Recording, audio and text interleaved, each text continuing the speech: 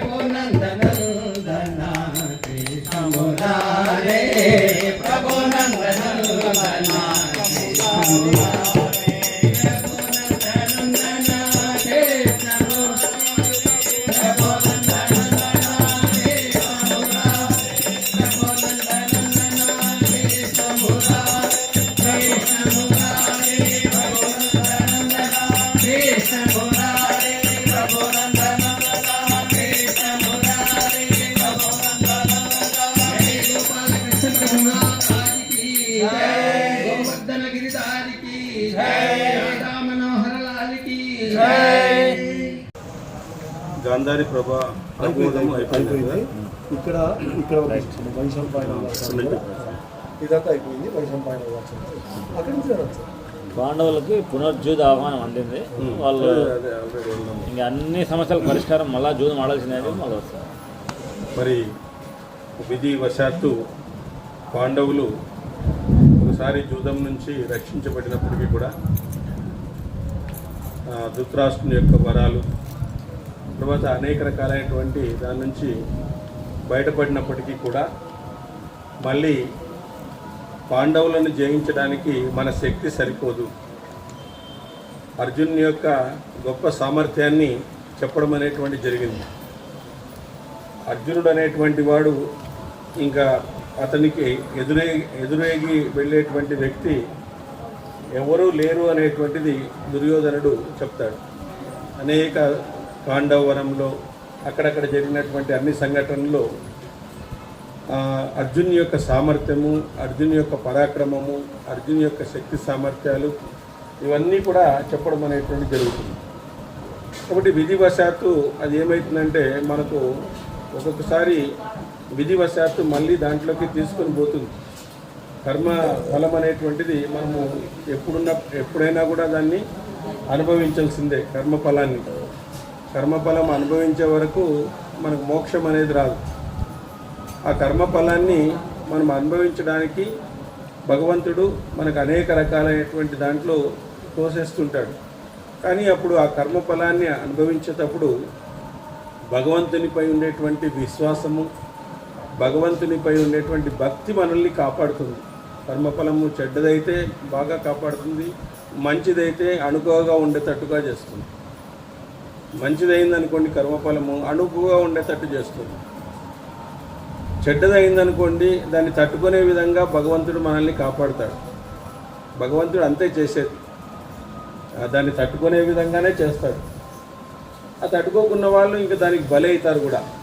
మరి వీళ్ళు ఎట్లా తట్టుకున్నారంటే వీళ్ళు ధర్మము అనేటువంటి ఆయుధంతో కట్టబడినారు. సత్యము అనేటువంటి తాడుతో కట్టబడినారు. శంకరాచార్యులు అంటారు, నా కోతి లాంటి మనసుని భక్తి అనేటువంటి తాడుతో కట్టేవయ్యా అని చెప్తారు.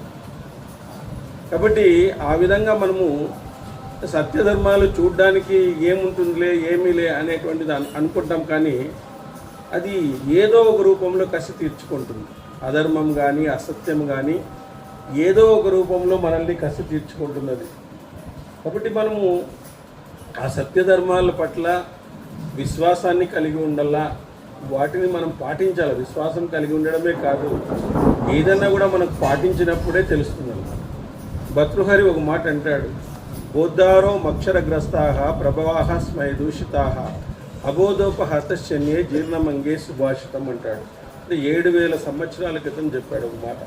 ఏమన్నాడంటే, నేను చాలా మంచి మాటలు చెప్పాలనుకుంటున్నాను, పండితులకు చెప్దామంటే నువ్వెవరు చెప్పేది, మాకు అహంకారం. వాళ్ళకి రాజులకు చెప్తామంటే గర్వం, ఎవరైనా నువ్వెవరు చెప్పు అంట.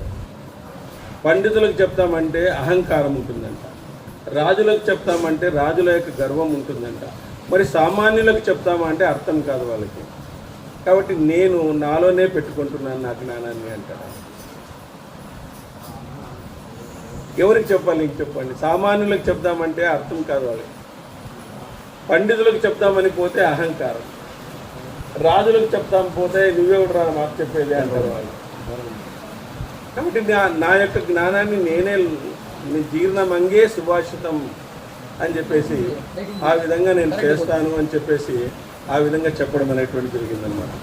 కాబట్టి ఈ విధంగా ఆ ధర్మము అనేటువంటి దాంతో వాళ్ళు మళ్ళీ ఆ ధర్మం యొక్క గొప్పతనాన్ని తెలియజేయడానికి విధి వాళ్ళని మరీ వెనక్కి పిలిచింది.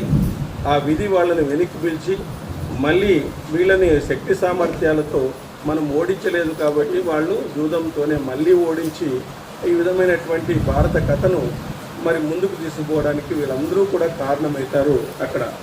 కాబట్టి ఆ తర్వాత చాలా దూరం వెళ్ళిన యుధిష్ఠిరుడు ధీమంతుడైన ధృతరాష్ట్ర మహారాజు ఆదేశం మేరకు రాతకామి సమీపించి ఇలా అన్నాడు: రాజా యుధిష్ఠిర, సభ మరలా సమాయుక్తమై ఉన్నది, తమకై నిరీక్షిస్తున్నది.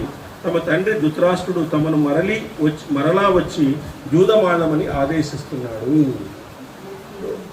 ఆ యొక్క ప్రాతగామి వెళ్ళి ఆ సందేశాన్ని ధర్మజునికి చెప్పాడు. యుధిష్ఠిరుడు అన్నాడు: ప్రాణులు విధి ప్రేరణ అనుసరించి శుభాశుభాలను పొందుతారు. ఇక్కడే ఉన్నారు, ఎంత మంచి మాట. ప్రాణులు అంటే మనమందరం కూడా విధి ప్రేరణను అనుసరించే శుభాశుభాలను పొందుతాం. ఎందుకంటే మనము ఏదన్నా కష్టం వచ్చినప్పుడు అది విధి వలన వచ్చింది, దాన్ని మనం తట్టుకోగలగాలి. దాన్ని మనము ఎందుకు నాకే వచ్చింది, నేను ఎన్నో పుణ్యాలు చేసినాను కదా, నేను ఎన్నో ఇది చేసినాను కదా అని దానికి ఎదురు ఇవ్వకూడదు. మనం చేప చేప దాని ప్రవాహానికి వ్యతిరేకంగా పోతేనే ఉంటుందన్నమాట. అదేవిధంగా విధి వ్రాతను మనం మార్చలేము. కాబట్టి దాన్ని మనము హంబుల్గా యాక్సెప్ట్ చేయాలి. భగవంతుడు ఇచ్చినటువంటి దాన్ని హంబుల్గా మనం యాక్సెప్ట్ చేయాలని అని చెప్తుంది. అదేవిధంగా వాటిని తప్పించే అవకాశం లేదు, వాటిని తప్పించే అవకాశం అంటూ లేదు. మరలా నేను ఆడవలసిన విధి ఉన్నట్లున్నది, మరలా ఇది నాకు ఆడవలసిందే అని చెప్పేసి ఈ విధంగా విధి ఉన్నది అని చెప్పేసి ఆ విధంగా చెప్పడం అనేది ఆడవలసిందే అనే దాని వెనక చాలా అర్థాలు ఉన్నాయి సార్. పోయినా నాకు ఒక్కటే అర్థం చెప్పండి. ఆడవలసిన దానికి అది అర్థం సార్. ఆడవలసిన విధి ఉన్నట్లుంది ఆయన ఆ మాట అనేదానికి వెంటే చాలా అర్థాలు ఉన్నాయి. జరిగిన దృష్టాంతాలన్నీ ఆయన దృష్టిలో పెట్టుకొని దానికి ఏమి మనం పరిష్కారం చేయగలమని కూడా దాంట్లోనే ఆ మాటలోనే ఉంది. వృద్ధుడైన ధృతరాష్ట్ర మహారాజు ఆదేశాన్ని అనుసరించి జూదానికి మరలా ఆహ్వానించడం వంశ వినాశనకరం. అది తెలిసి కూడా అతిక్రమించలేకుండా పోతున్నాడు. మరి ధృతరాష్ట్రుడు ఎలాంటి వాడంటే పైన మాత్రము మంచిగా మాట్లాడతాడు, లోపల మాత్రము చెడ్డ బుద్ధి కలిగినటువంటి వాడు. ఇదొక పర్సనాలిటీ. పైకి మాత్రం చాలా మంచిగా మాట్లాడుతుంటారు కొంతమంది, లోపల చూస్తే అసూయ కుళ్ళు ఉండేటువంటిగా ఉంటుంది. అది ఈతనిలో ఉంది. ఎన్నో విషయాలు చెప్పినాడు, పాండవులందరినీ పొగిడినాడు, తర్వాత ద్రౌపదికి అనేక వరాలు ఇచ్చినాడు. తర్వాత దీనికి ముందు సన్నివేశంలో గాంధారి చెప్తుంది, వీడు చేస్తాండే పని దుర్యోధనుడు వంశనాశనంగా అవుతుందా అని అన్ని క్లీన్గా దుర్యోధన చెప్తుంది. ఆయన ఏమంటాడంటే వంశనాశనం అయినా పర్వాలేదు, జూదం ఆడిస్తాను అంటాడు. ఎంత దుర్మార్గం. తర్వాత అతని మీద ఉండేటువంటి అభిమానం, కొడుకు మీద ఉండేటువంటి అభిమానము. మనము ఎప్పుడైనా కూడా మన కొడుకులు తప్పు చేసినా కూడా మనం సమర్థిస్తాం ఒక్కోసారి, అదే అభిమానం అంతే. అది ఆ విధంగా ఉంటుంది. ఇక్కడ బంగారు వైశంపాయన్ అన్నాడు, బంగారు జంతువు అసంభవం అని తెలిసినా కూడా రాముడు బంగారు లేడి కోసం వెంటపడ్డాడు. అంతే కదా, బంగారు జంతువు అసంభవం అని తెలిసినా కూడా రాము బంగారు లేడి కోసం వెంటపడ్డాడు. ఇప్పుడు ఆ బంగారు లేడే కోరకుండా పోయింటే రామాయణం అనేదే లేదు. బంగారు లేదు అని తెలిసి కూడా పోయినాడు. అది మాయ అనేటువంటిది ఆయన సేపు ఆ మాయను అధిగమించలేకుండా పోయినాడు. చెప్పి చూస్తాడు రాముడు రాముడు సీతమ్మతో అంటాడు, ఉన్న జింకలన్నీ జింకకు దూరంగా జరుగుతున్నాయి. అవి అంటే మనుషుల కన్నా పశుపక్షాదులు వాసన బట్టి వాటి దగ్గరగా పోతుంది. సో దీని వాసన చూసి అవన్నీ దూరం పోతున్నాయి. ఇది జింక కాదు, రాక్షసుడు కూడా సీతమ్మని అంటాడు. కావాలని కోరుతుంది. ఒక 2-3 చెప్తాడు సార్, సూచనలు చెప్తాడు. కౌశల్యదేవికి గిఫ్ట్ ఇస్తాము, చంపేన తీసుకురా అంటున్నాడు ఆయన. ఒకటి పతనము పరాభవము సంభవించినప్పుడు ఎవరి బుద్ధి అయినా విపరీతంగా ఆలోచిస్తుంది. కాబట్టి పతనము పరాభవము సంభవించినప్పుడు ఎవరి బుద్ధి అయినా విపరీతంగా ఆలోచిస్తుంది. ఆ రీతిగా పలుకుతూ యుధిష్ఠిరుడు సోదరులతో సహా వెనుదిరిగినాడు. శకుని మాయ అని తెలిసి కూడా మళ్ళీ జూదం ఆడడానికి వెళ్ళాడు. అంటే మాయ అనేటువంటిది మనం భగవంతుడే దాన్ని క్రియేట్ చేస్తాడు. దాని నుంచి తప్పించుకోవడానికి మనము ఆయన్నే శరణు వేయాల్సిందే. ఎందుకంటే మాయను కల్పించేవాడు ఆయనే, మాయను తీసేసేటువంటి వాడు ఆయనే. కాబట్టి మాయను ఎవరైతే కల్పిస్తారో అతన్నే మనం శరణు వేయడల్లా. దైవీ ఏష గుణమయి మమ మాయా దురంతయ అంటాడు భగవద్గీతలో. దైవీ ఏష గుణమయి మమ మాయా దురంతయ.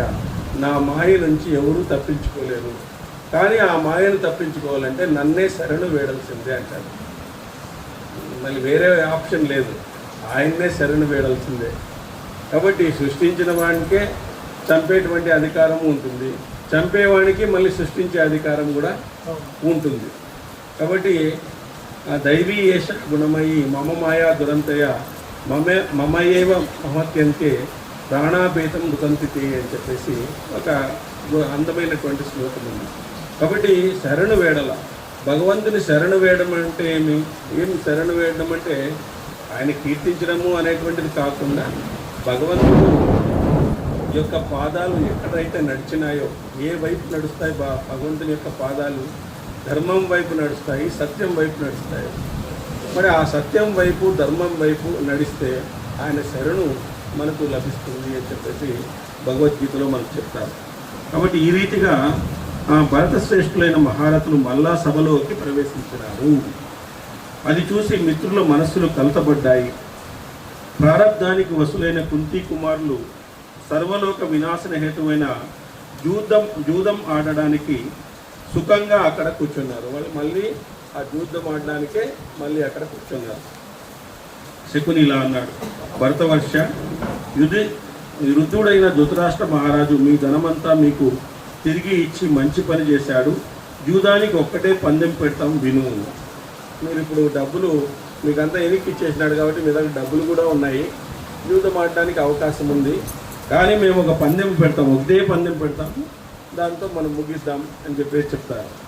మీకు జూదంలో గెలిస్తే మేము 12 సంవత్సరాలు, మీరు జూదంలో గెలిస్తే మేము 12 సంవత్సరాలు మృగ చర్మాలు ధరించి అరణ్యవాసం చేస్తాము.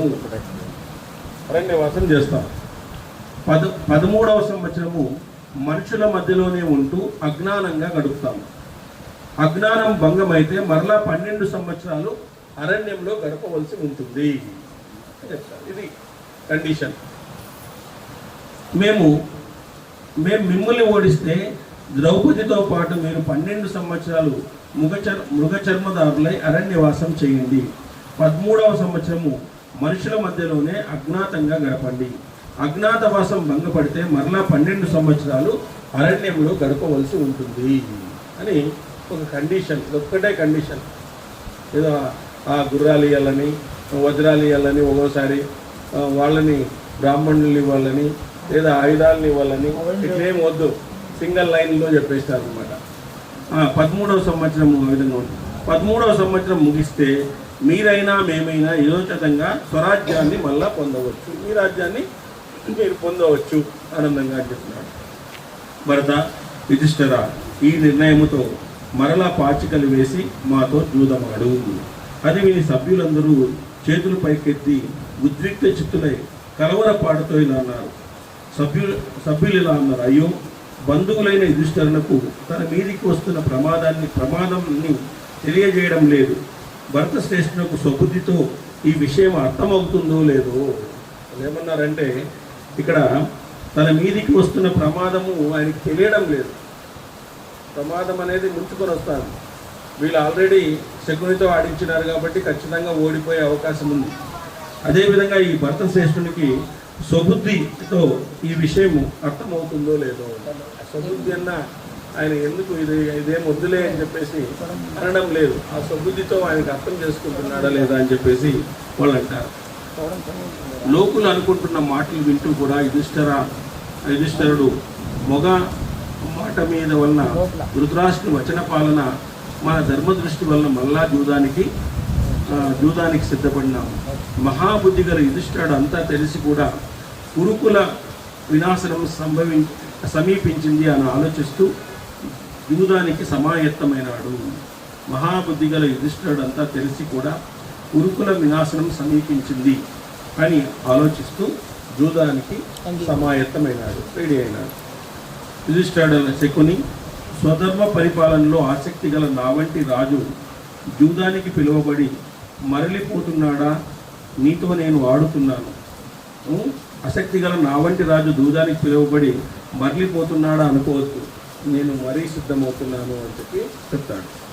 ఆ విధంగా భర్త యుధిష్ఠిరుడు ప్రారబ్ధానికి లోనైనాడు. వైశంపాయనుడు అన్నాడు, ఆయన ప్రారబ్ధానికి లోనైనాడు. భీష్ముడు, ద్రోణుడు, విదురుడు, యుధిష్ఠిరుడు, కృపుడు, సంజయుడు, గాంధారి, పృత, భీమార్జున, నకుల సహదేవులు, వికర్ణుడు, ద్రౌపది, అశ్వత్థామ, సోమదత్తుడు, బాక్లికుడు వారిస్తున్న ధర్మరాజు దూదం నుంచి మరలేదు. వీళ్ళంతా వారించినారు. ఇవి మంచి పద్ధతి కాదు, ఈ కండిషన్స్ సరిగా లేవు, వీళ్ళు పెట్టినటువంటి విషయం సరిగా లేదని చెప్పేసి అనేక మంది వారిస్తున్నప్పటికీ కూడా ధర్మరాజు వెనక్కి తగ్గలేదు. వికర్ణుడు స్పెషల్ చూసారు, వికర్ణుడు వాళ్ళు అయినా కూడా బాగా చెప్పు నిలబడ్డాడు. ఇంతకుముందు చెప్పినాడు ఆయన కదా. శకుని ఇలా అన్నాడు, మా దగ్గర గోవులు, గుర్రాలు, ఆవులు, మేకలు, ఏనుగులు, డబ్బు, బంగారము, దాసీ జనము అన్నీ ఉన్నాయి. అయితే పాండవులారా, వనమాసం ఒక్కటే మా పందెం. మేమైనా మీరైనా ఓడిపోతే అరణ్యాల్లో నివసించాల్సిందే. మా దగ్గర దండిగా ఉన్నాయి, మీ దగ్గర దండిగా ఉన్నాయి, బంగారు అంతా కూడా ధృతరాష్ట్రుడు వెనక్కి ఇచ్చినాడు. మా దగ్గర చాలా ఉన్నాయి, అవి ఇవి వద్దు, వనవాసానికి సిద్ధమైతేనే ఈ ఆటను ఆడదాం, యూదాన్ని ఆడదామని చెప్పేసి అన్నాడు. పురుషోత్తములారా, 13వ శతాబ్దాన్ని జనుల మధ్యనే అజ్ఞాతంలో గడపాలి. ఈ నిర్ణయం కూడా అందులో కలిసి ఉంది. మీరు 12 సంవత్సరాలు ఒకటే కాదు, 13వ సంవత్సరంలో అజ్ఞాతంగా కూడా నివసించాలి. చూడండి, ఇక్కడ శకుని ఎట్లున్నాడంటే ఆత్మవిశ్వాసంతో ఉన్నాడు, మేము గెలుస్తామనే దాంట్లో ఉన్నాడు. మరీ గుర్తు చేస్తున్నాడు. వనవాసాన్ని పందెంగా పెట్టి ఒక మారు పాచికలు విసురగానే ఆట ముగిచేస్తుంది. ఇది చాలాసార్లు ఆడేటువంటి ఆట కాదు. పోయినసారి ఒక 15 సార్లు ఆడినాం. బ్రాహ్మణులు పెట్టినప్పుడు ఒకసారి, వజ్రాలను పెట్టినప్పుడు ఒకసారి, గుర్రాలను పెట్టినప్పుడు ఒకసారి, ఇలాంటివన్నీ 15 సార్లు ఆడి మేము గెలిచినాం. ఇప్పుడు ఒకటే, 1 టేక్ అంతే, ఒకే టేక్లో అయిపోతుంది. ఒక్కసారి కూడా గెలిచిందే లేదు ధర్మరాజు, ఒక్కసారి అది కదా. మరి దీన్ని కలుస్తాడని ఆయన ఎట్లా అనుకున్నాడు? అదే కదా, అవి అంటే ఇది సార్, అది యుద్ధానికి సన్నాహం. అదే ఆయనకు తెలుసు, ఓడిపోదామని తెలుసు. అది ఓడిపోతేనే యుద్ధం జరగదని కూడా తెలుసు. అవునవును. ఎందుకంటే ఇప్పుడు శ్రీకృష్ణ భగవాన్ యొక్క మాయ అదంతా కూడా ఆయన మాయ కమ్మేసింది. అక్కడ నేను కమ్మేసి శివ చెప్పాను, నేను 13 సంవత్సరాల తర్వాత ఖచ్చితంగా వాళ్ళు రాజు నడుతారు, వాళ్ళు లేరు, అప్పుడు యుద్ధము. ఇవంతా కక్ష తీయాలంటే యుద్ధం జరగాల్సిందే. వాళ్ళు జరిగిన అవమానాలు ఇవన్నీ తీయాలంటే యుద్ధం జరగాల్సిందే. మరొక వనవాసాన్ని పందెంగా పెట్టి ఒక మారు పాచికలు విసరగానే ఆట ముగుస్తుంది. ఆ నియమాన్ని యుధిష్ఠిరుడు అంగీకరించినాడు. తర్వాత శకుని పాచికలను చేత బట్టి విసిరి నేనే గెలిచాను అన్నాడు. ఒకటే అంతే, నేనే గెలిచినాను అన్నాడు. పరాజితులైన పాండవులు వనవాస దీక్షను స్వీకరించి క్రమంగా అందరూ మృగ చర్మాలను, ఉత్తరీయాలను స్వీకరించారు. రాజ్యాన్ని పోగొట్టుకుని మృగ చర్మాలు ధరించి వనవాసానికి బయలుదేరిన అరిందములైన పాండవులను చూసి దుశ్శాసనుడిలా అన్నాడు, మహానుభావుడైనటువంటి దుర్యోధన మహారాజా, తేజస్సు పెరిగి రాజ్యము ఏకఛత్రాధిపత్యమైంది. పాండవులు పరాజితులై ఘోర విపత్తుకు పాలయ్యారు. ఈనాడే ఆ పాండవులు సమతల మార్గాల్లో, బీళ్లల్లో పయనిస్తూ అరణ్యాలకు వెళ్ళిపోయారు. మనం ఇప్పుడు శత్రువుల కన్నా గుణానుసారంగా గొప్పవాళ్ళము, ఉన్నత వాళ్ళము. మనం గొప్పవాళ్ళం అయిపోయినాం. మనము గొప్పవాళ్ళని దూరం పెట్టడం ద్వారా వాళ్ళు గొప్పవాళ్ళు కారు. ఆ గొప్పవారిలో ఉండేటువంటి గుణాలను మనం అలవర్చుకుంటే గొప్పవాళ్ళు అవుతాం. గొప్పవాళ్ళ గుణాలను కీర్తించడం సులభే, దాన్ని ఆచరించడం చాలా కష్టము అని చెప్తారు. కాబట్టి గొప్పవాళ్ళ గుణాలను కీర్తించడంతో పాటు ఆ గుణాలను ఆచరించడం అనేటువంటి చేయాలి. ఆ గుణవంతుల్ని దూరం చేసేసుకొని మేము గుణవంతులైనాము అని చెప్పి జబ్బలు జరుపుకుంటున్నారు వీళ్ళంతా కూడా అట్లా ఇట్లా అని. కాబట్టి బుద్ధి కుమారులు సుఖాలను రాజ్యాన్ని కోల్పోయి చిరకాలము అంతులేని దుఃఖ నరకంలో పడిపోయారు. ధనమదంతో ధాతరాష్ట్రులు పరిహసిస్తున్న ఆ పాండవులు పరాజితులై ధనాన్ని కూడా కోల్పోయి అరణ్యానికి వెళ్తున్నారు. శకునితో చేసుకున్న ఒడంబడిక మేరకు మృగ చర్మాలను ధరించి విచిత్ర కవచాలను ప్రకాశవంతమైన దివ్యాస్త్రాలను విసర్జించినారు.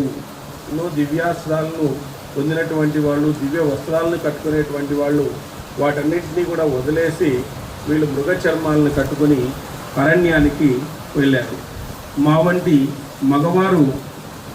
మగవారు 3 లోకాల్లో లేరని నిత్యము భావించుకున్న పాండవులు కాల వైపరీత్యం వల్ల మొలకెత్తని నువ్వుల వలె నిర్వీర్యులై తమ స్థితిని తాము తెలుసుకోబోతున్నారు. ఆ అభిమానవంతులు బలిష్ఠులైనటువంటి పాండవులు యజ్ఞ దీక్షితులు కాదు, ఆయన యాగ దీక్షలో మహాత్ములు ధరించే మృగ చర్మాన్ని ధరించినారు. కేవలం ఆటవికులు మృగ చర్మధారణ చేసినట్లుంది. వాళ్ళు మృగ చర్మధారణ చేసి ఆ విధంగా ఆటవికులు మాదిరి వెళ్ళిపోతున్నారు. సోమవంశుడు ధీమంతుడైన ద్రుపదుడు తన పుత్రిని పాంచాలిని పాండవులకు ఇవ్వడం తగని పని అని ఆమె భర్తలు ఇప్పుడు నపంసకులయ్యారు అని అంటున్నాడు. వంశకుడు ధీమంతుడైన ద్రుపదుడు తన పుత్రిని పాంచాలిని పాండవులకి ఇవ్వడం తగని పని, ఆమె భర్తలు ఇప్పుడు నపంసకులైపోయినారు. అంటే వనదీక్షలో ఉండాలన్నమాట. యజ్ఞశైని పలుచని మేలు వస్త్రాలు ధరించవలసిన పాండవులు జింక చర్మాన్ని ఉత్తరీయాన్ని వేసుకొని నిర్జనులై ప్రతిష్టాహీనులై అరణ్యంలో తిరుగుతూ ఉంటే నీకు ప్రీతి ఎలా కలుగుతుంది? మరెవరినైనా నీకు ఇష్టమైన వారిని వరించు. ద్రుపదుడు అంటున్నా, నీకు ప్రీతి ఎట్లా కలుగుతుంది? వాళ్ళంతా బాధలు పడుతూ ఉంటే నీకు ప్రీతి ఎలా కలుగుతుంది? అరణ్యంలో తిరుగుతుంటే నీకు ప్రీతి ఎలా కలుగుతుంది? మరెవరినైనా నీకు ఇష్టమైన వారిని వరించు అన్నారు. ఈ కౌరవులందరూ శ్రమ దమాలు కలిగినటువంటి వారు, ధన సంపన్నులు, కలిసి ఉండేవారు. వీరిలో ఎవరినైనా భర్తగా వరించు, ఈ కాల వైపరీత్యం నిన్ను పీడించదు. ద్రుపదుడు కూడా ఆయనకి ఈ విధంగా మాట్లాడడం అనేటువంటి జరిగింది. ఈ కాల వైపరీత్యం నిన్ను పీడించదు అని చెప్పినాడు. మొలవని నువ్వులలాగా, తోలు మృగంలాగా, గింజలు లేని కాకయవ ధాన్యము పొల్లులాగా పాండవుల జన్మ నిష్ఫలమైంది. అంటే మహాభారతం చెప్పేటువంటి అద్భుత సందేశం ఇది. ఎందుకంటే మనము మన జీవితంలో ఎన్నో గొప్ప విజయాలను సాధించినప్పుడు ఒక్కొక్కసారి కింద పడిపోతాం. అప్పుడు మనలో ఏమైపోతుందంటే నిర్వీర్యమైపోతుంది మన శక్తి అంతా కూడా నిర్వీర్యమైపోయి మనం ఏమిటికి పనికిరామేమో అని చెప్పేసి మనం ఒక్కోసారి బాధపడుతుంటాం. ఓసారి ఆత్మహత్య కూడా చేసుకుంటారు. కానీ ఆత్మహత్య కంటే ఆత్మ జ్ఞానాన్ని సంపాదించుకుంటే అప్పుడు మనము బ్యాలెన్స్డ్గా ఉంటాం. మన జీవితంలో కష్టాలు నష్టాలు ఖచ్చితంగా వస్తాయి. ఇప్పుడు మా జీవితమే తీసుకోండి, మేము ఒక 20 సంవత్సరాల వరకు చాలా కష్టాలను అనుభవించినాం. ఇట్లా కష్టాలు కాదు, కష్టాలను అనుభవించినాం. ఆరోగ్యపరంగా కాకుండా ఆర్థిక పరంగా విపరీతమైన కష్టాలు ఉండేవి, కానీ తట్టుకున్నాం. అప్పుడు దేవాలయ సందర్శన చేసేవాళ్ళం. ఎప్పుడు కష్టం వచ్చినా దేవాలయానికి పోయేవాళ్ళం. అంతే, మాకు తెలిసింది అదే.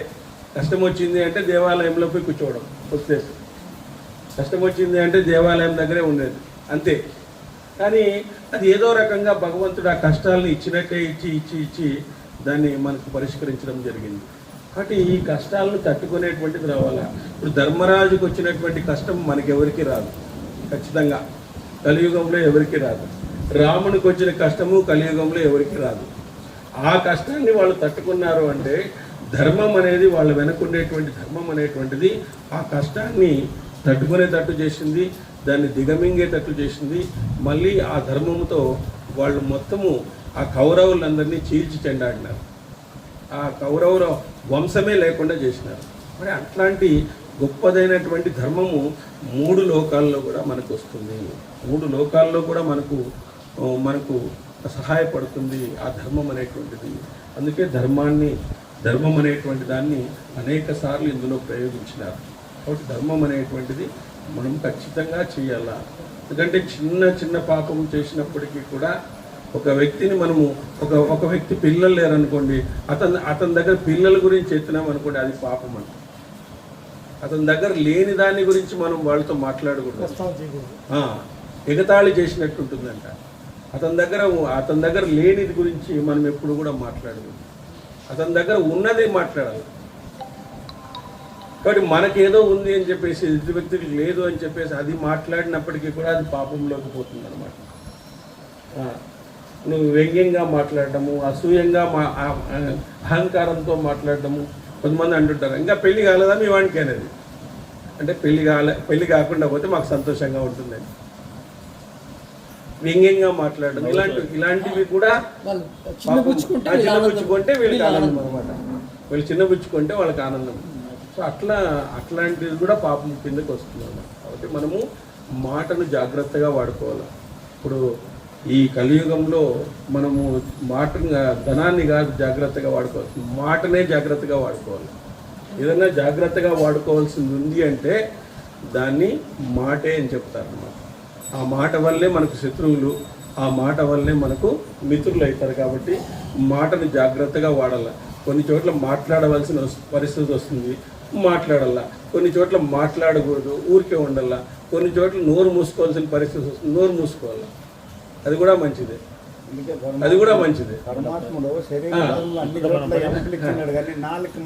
లేదు, దానికి వయసు 100 years అని యంగ్గా ఉంటుంది అనమాట. 100 years ఎముక లేదు.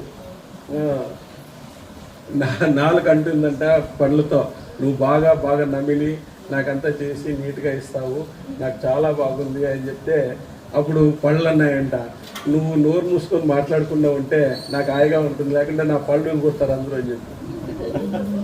నా పళ్ళూరు కొడతారు, నేను చేసింది మంచిదే, నువ్వు మాట్లాడటం వల్లే నా పండ్లు ఊడి కొడతారు. ఎవరన్నా పండ్లు ఊడి కొడతాను చూడు అంటారు, 32 పండ్లు ఊడి కొడతాను నీకు అంటారు. నువ్వు అని దానికి నాకు ఊడి కొడతారు.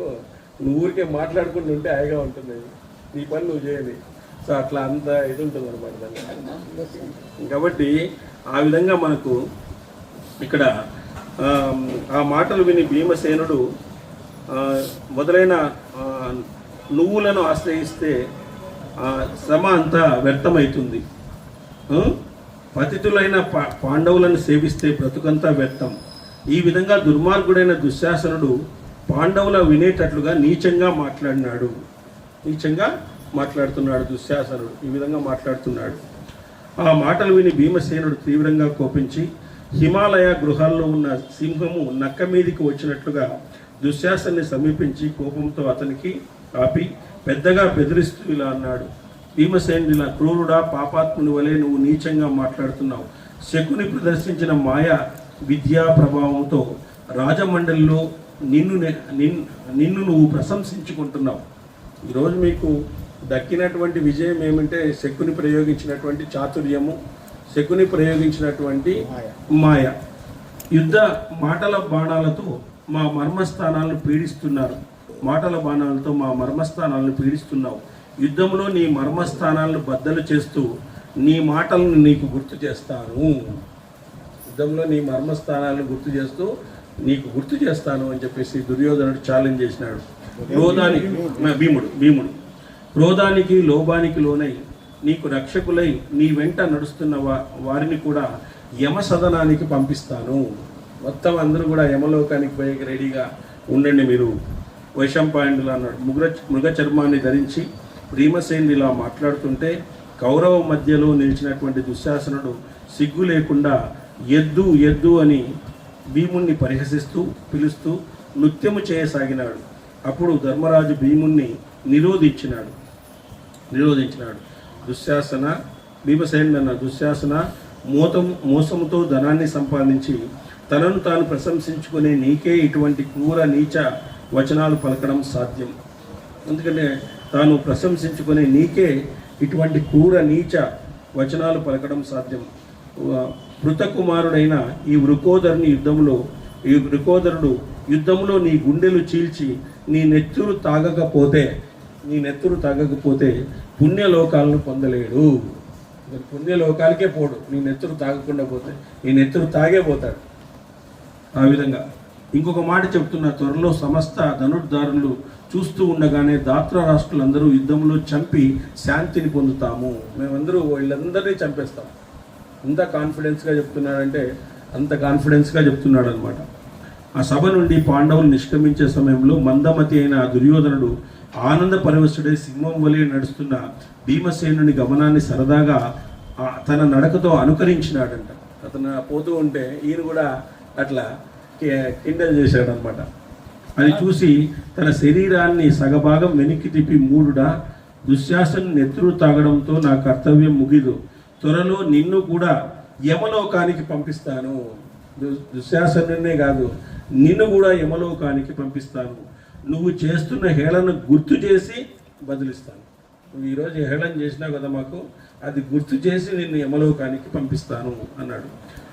ఈ ప్రకారం తనకు జరుగుతున్న అవమానాన్ని చూసి బలిష్ఠులు అభిమానవంతులైనటువంటి భీముడు కోపాన్ని నియంత్రించుకొని యుధిష్ఠిరుని వెనుక నడుస్తూ కౌరవ సభలో ఇలా అన్నాడు. భీమసేనుడు ఇలా అన్నాడు, నేను దుర్యోధన్ని చంపుతాను, అర్జునుడు కర్ణుని చంపుతాడు, ఈ జూద శకునిని సహదేవుడు చంపుతాడు. వీళ్ళు ముగ్గురిని కాన్ఫిడెన్స్ వచ్చేసింది వాళ్ళకి. సభా మధ్యంలో మరొక మాట చెప్తున్నాను, దేవతలకు కూడా ఈ మాటను వమ్ము చేయరు. కౌరవ పాండవుల మధ్య యుద్ధం జరిగినప్పుడు ఈసారి దుర్యోధన్ని గదతో చంపివేస్తాను, రణభూమిలో నేలపై పడదోసి ఈ పాపాత్ముని తలను కాలితో తన్ని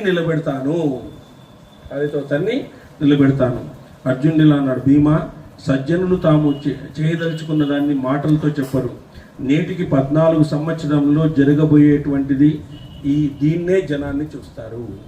14 సంవత్సరాల తర్వాత దీన్ని అంతా జనాలు చూస్తారు, మేము మాటలతో చెప్పేవాళ్ళం కాదు అని చెప్తారు. భీమసేనుడు అన్నాడు, ఈ నేల దుర్యోధన కర్ణ శకుని దుశ్శాసనుల నెత్తురు తాగుతుంది అని చెప్పినాడు. అర్జునుడు అన్నాడు, మనలో తప్పులను చూస్తూ మన బాధలను చూస్తూ ఆనందిస్తూ కౌరవులకు సలహాలిస్తూ ప్రగల్భాలు పలుకుతున్న ఈ కర్ణుణ్ణి రణరంగంలో చంపివేస్తాను. మనలోనే ఉండు, వాళ్ళకు సపోర్ట్ చేస్తూ ఏదో హితవచనాలు మధ్యలో పలుకుతూ ఈ విధంగా అయినటువంటి ప్రగల్భాలు పలుకుతున్నటువంటి కర్ణుణ్ణి నీ ఆజ్ఞతో రణరంగంతో చంపేస్తాను, ధర్మజుని ఆజ్ఞతో రణరంగంలో చంపేస్తాను. భీమునకు ప్రియాన్ని కలిగించాలని అర్జునుడు ఇలా ప్రతిజ్ఞ చేస్తున్నాడు.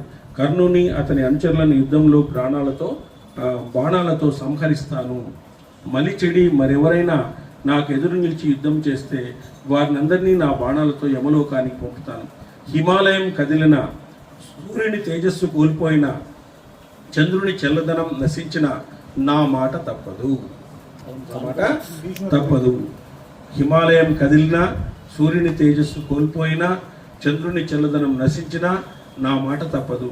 నేటికి 14వ సంవత్సరంలో దుర్యోధనుడు మనల్ని సత్కరించి రాజ్యం ఇవ్వకపోతే నేను చెప్పినట్లే జరుగుతుంది. 14 సంవత్సరాలు అయిన తర్వాత మేము వచ్చినప్పుడు అతను రాజ్యం ఇవ్వలేదనుకో, ఈ యుద్ధం అనేటువంటిది జరుగుతుంది. వైశంపాయనుడిలా అన్నాడు. అర్జునుడిలా అనగానే అందగాడు పరాక్రమశాలి అయిన సహదేవుడు తన విశాల బావులను పైకెత్తి కోపంతో కన్నెర చేసి పాములా బుసగొడుతూ శకునిని చంపదలిచి ఇలా అన్నాడు. సహదేవుడు అన్నాడు, గాంధారుల కీర్తిని నాశనం చేస్తున్న మూఢుడా, ఇవి పాచికలు అనుకుంటున్నావా? కానీ ఆ రూపంలో అవి తీవ్ర బాణాలు. యుద్ధానికి నీ అంతట నువ్వే ఎన్నుకున్నావు, పాచికలతో యుద్ధమే ఎన్నుకున్నావు. నువ్వు ఆ పాచికలు ఆడుకోకుండా అంటే యుద్ధం జరిగేది కాదు, కానీ ఆ పాచికలే అస్త్రాలైనాయి, ఆ పాచికలే యుద్ధాన్ని ఎన్నుకున్నాయి ఈరోజు నీకు. కాబట్టి ఆ భీమసేనుడు నిన్ను, నీ బంధువులను ఉద్దేశించి పలికిన మాటలను నేను తప్పక నెరవేరుస్తాను. ఆత్మరక్షణకు అన్ని ఏర్పాట్లు చేసుకో. సౌబల క్షాత్రధర్మాన్ని పాటించి నువ్వు రణరంగంలో నిలిస్తే నేను నిన్ను నీ బాంధవులతో సహా యుద్ధంలో చంపివేస్తాను. రాజా సహదేవుని మాటలు విని రాజుల్లో అందగాడైన నకులుడు ఎలా అన్నాడు. నకులుడు దుర్యోధనికి ఇష్టమైన రీతిగా ప్రవర్తించాలని ధార్తరాష్ట్రులు ఈ యూద సభలో యజ్ఞసేని పుత్రికైన ద్రౌపదిని అనరాని మాటలు అన్నారు. చూడండి, వేరే వాళ్ళని పెళ్లి చేసుకో, వీళ్ళు ఏమిటికి ఇంకా నపంసకులైనారు, వీళ్ళు ప్రీతితో నిన్ను ఏమీ చేయరు, వీళ్ళే కష్టాలతో ఉన్నప్పుడు నీ మీద ప్రీతి ఎలా కలుగుతుంది అని చెప్పేసి అనేకమైనటువంటి మాటలు అన్నారు. దుష్ట ప్రవర్తన, కాల ప్రేరితులైన చావగొడుతున్న వారిని అందరినీ యమలోకానికి పంపిస్తాను. ధర్మరాజు ఆదేశంతో ద్రౌపదికి ప్రియాన్ని కలిగిస్తూ త్వరలో ఈ భూమిని ధార్త రాష్ట్ర రహితంగా చేస్తాను, అంటే కౌరవులు లేనటువంటి రాజ్యాన్ని చేస్తాను. ఈ రీతిగా పురుష సింహాలు మహానుభావులైన పాండవులు ప్రతిజ్ఞను చేసి ధృతరాష్ట్రుడిని సమీపించినారు. సో యదక్షర పదభ్రష్టం మాత్రాహీనం తేజుభవే తత్సర్యం క్షమ్యతాదేవ నారాయణ నమోస్తుతే.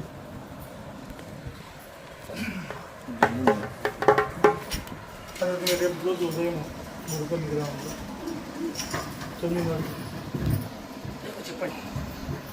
రేపు రోజు నరసింహ జయంతి సందర్భంగా గుర్పల్లి గ్రామస్తులు మనల్ని భజనకు ఆహ్వానించినారు. మరి అదేవిధంగా ప్రతి సంవత్సరం మాత్రం ఈ సంవత్సరం కూడా పిలిచినారు కాబట్టి మనం అక్కడ పేసి ఆ జరిగిన కార్యక్రమంలో పాల్గొనేసి మనకి కేటాయించిన భజన కార్యక్రమంలో పాల్గొనేసి భగవంతుని వారి దగ్గర ఇచ్చే అవకాశాన్ని పొందేసి